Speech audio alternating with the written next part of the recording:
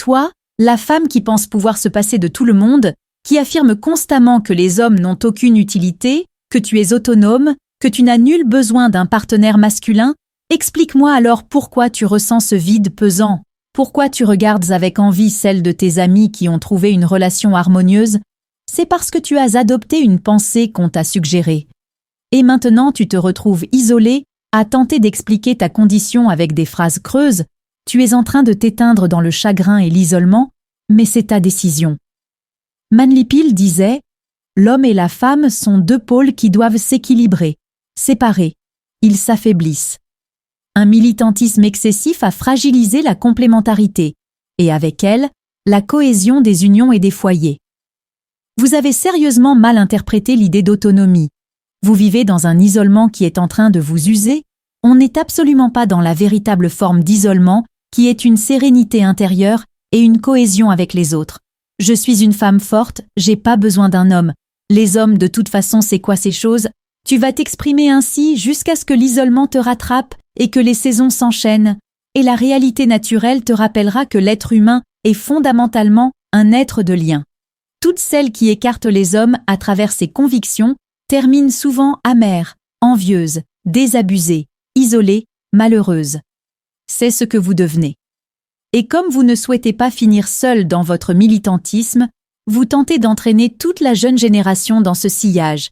Et ça, c'est vraiment injuste. Reste dans ton illusion toute seule. Laisse les jeunes filles en paix. La culture ambiante pousse les femmes à renier leurs besoins profonds d'affection et d'équilibre. On vous propose la réussite professionnelle comme unique horizon, mais à quel coût? Durant ce moment-là, les véritables femmes de principe consolident leurs liens. Elles édifient leur partenariat en harmonisant les dynamiques. Une union n'est pas une captivité, c'est une entente profonde qui élève deux individus vers la réalisation personnelle. Le mouvement féministe contemporain s'éloigne de la quête légitime d'indépendance d'autrefois. Il s'est transformé en instrument de perturbation des rapports humains, en facteur de séparation entre les genres. Les fonctions sont inversées, les foyers se délitent, et par conséquent, la détresse s'intensifie. René Guénon affirmait « La société moderne détruit l'équilibre ancestral sous prétexte de progrès, mais elle ne fait qu'engendrer le chaos. » Les hommes de notre époque hésitent désormais à se lier, car la foi dans la relation s'est érodée, notamment à cause de certaines figures médiatiques superficielles et mal informées qui ont commencé à influencer les consciences en suggérant aux jeunes femmes qu'elles pouvaient se passer de partenaires masculins. Aujourd'hui, cela engendre des connexions fragiles et peu stables, et comprends bien ceci.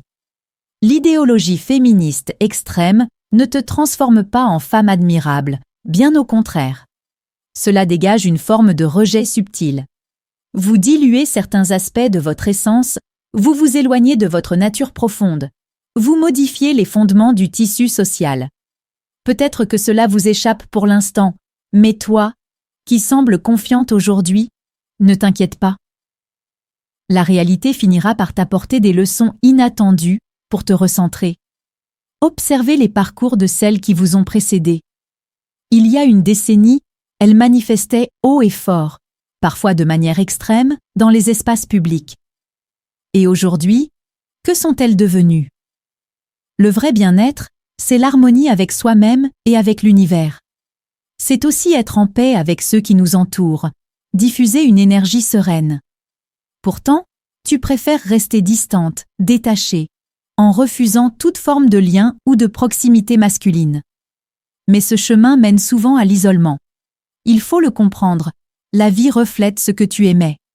Le mouvement féministe, parfois, masque des réalités plus complexes. Il peut dissimuler des tensions intérieures, voire des déséquilibres émotionnels.